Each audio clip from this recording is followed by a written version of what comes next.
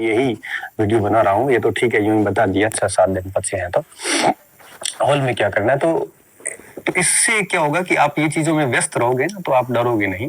डर किस बात का? देखो, जिसने तैयारी सभी ने करी है, नए सिलेबस आए हैं, नेगेटिव मार्किंग है, तो आप ये देखोगे कि ऐतिहासिक रूप से मेरिट कम रहेगी इस बार, ये भी तय बात है। पूरा राजस्थान एक ही टाइप की पुस्तकें पढ़ रहा है, डरने की क्या बात है? ठीक है, जो आपकी नसीब में लिखा है वो मिलेगा। हम सिर्फ मेहनत कर सकते हैं। हम कल का सोच के अपना समय क्यों खराब करें? हम सिर्फ और सिर्फ आज पे ध्यान देंगे और रात को टारगेट लेके सो जाओ, सुबह उठोगे पूरा दिन उस टारगेट को पूरा करने में लगो। अपने आप को पढ़ाई में इतना बिजी कर लो कि दिमाग बाकी चीजें सोचे ही नहीं। आपका पूरा ध्यान इधर होना चाहिए, ठीक है? और प्रसन्न चित्त रहे, फालतू नेगेटिव चीजों से बहुत दूर रहें, क्योंकि आप जैसा सोचोगे ना वैसी घटनाएं घटित होना शुरू हो जाती है। आप अगर नेगेटिव सोचना शुरू करोगे तो सारे नेगेटिव हार्मोन्स एक्टिव हो जाते हैं और आपको फिर हंसने भी नहीं देंगे, बहुत परेशानी क्रिएट कर देते हैं। तो कोशिश ये करो कि इन सारी चीजों से दूर रहें और अपने परमात्मा माँ सरस्वती पे विश्वास रखें। आपने जिस लेवल की मेहनत की है आपको वो चीजें मिलेगी, आप यकीन रखिए अपने आप पे। और इस बात को मैं ऐसे हवा हवाई नहीं बोल रहा हूँ, ये बहुत ही व्यक्तिगत अनुभव के बेस पे बोल रहा हूँ, ठीक है? आपने जिस लेवल की मेहनत की है, जिस ईमानदारी से मेहनत की है, आपको उतना मिलेगा। आप उन परिणाम को सोच के अपने आप को डिप्रेस ना करें। आप सिर्फ इतना ध्यान में लाएं कि मुझे परीक्षा तक अपना 100% देना है, कहीं कोई गुंजाइश कमी की नहीं रहनी चाहिए। बाकी क्या ज्यादा सोचोगे तो रात को नींद नहीं आएगी वगैरह वगैरह। वैसे मुझे भी पता है कि परीक्षा होती थी तो मुझे भी नींद नहीं आती थी 7-8 दिन तक। ठीक है, आधा घंटा 2 घंटे 3 घंटे सो लिए, सोने पे भी नींद कहाँ थी, बस सो रहे थे, नींद नहीं थी।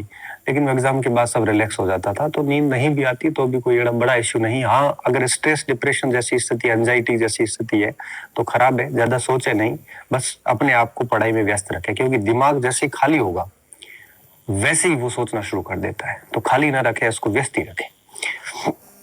दूसरी बात है, हॉल में आपका क्या व्यवहार होना चाहिए, ठीक है? हॉल में सबसे पहली बात, आप जितनी भी फॉर्मेलिटीज है वो हमार की, वो फॉर्मेलिटीज बहुत ध्यान से भरें, ठीक है? पूरा ध्यान रखें। फिर वापस आप मैसेज करोगे मुझे, सर मैंने रोल नंबर गलत भर दिए, सर मैंने फोटो का वो गलत भर दिया, सर मैंने ये गलत कर दिया। मैं कह रहा हूँ कि आप पूरा ध्यान से भरें, क्यों जल्दबाजी करते हो? फिर बहुत परेशानी होती है। एक ओएमआर सीट की एक गलती पूरा पेपर बिगाड़ती। फिर 3 घंटे पेपर होता है, 2 घंटे पेपर होता है, हर टाइम दिमाग में ओएमआर की गलती घूमती रहती है। इससे अच्छा है कि एक एक चीज को ध्यान देके भरो, ठीक है?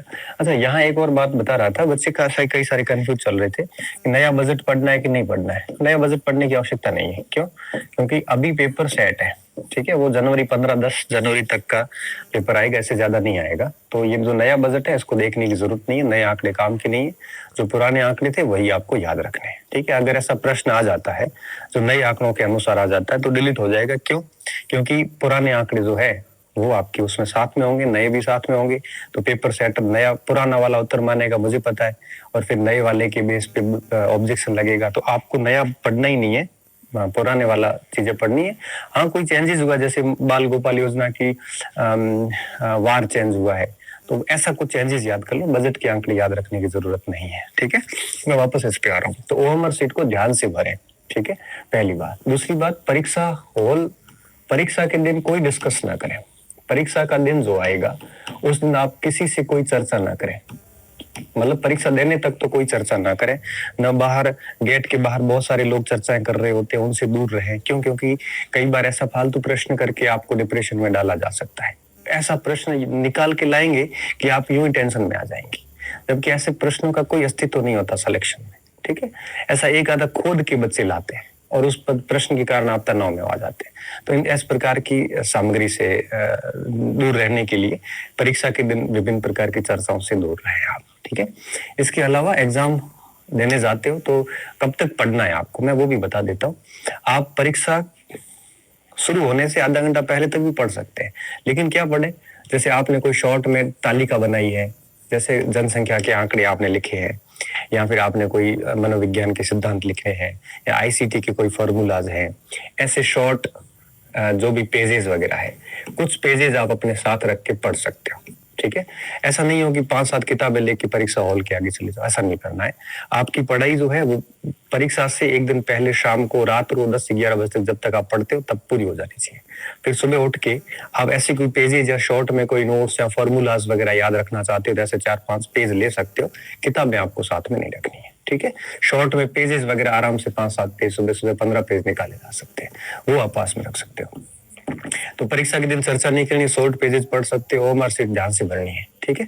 इसके अलावा परीक्षा भवन के अंदर शिक्षक से कोई लड़ाई झगड़ी नहीं करनी है। शिक्षक को कभी भी शिक्षक से कोई बहस वगैरह मत करो, ठीक है। अगर कोई शिक्षक आपस में दो बात करते हैं, जनरली समस्या आती है या घड़ी नहीं होती है, हम लड़ पड़ते हैं। लड़ना नहीं है, उसको आग्रह पूर्ण करना है कि देखो ये स्थिति है, हमारे लिए करियर का सवाल है, तो प्लीज आप शांति बनाए रखें।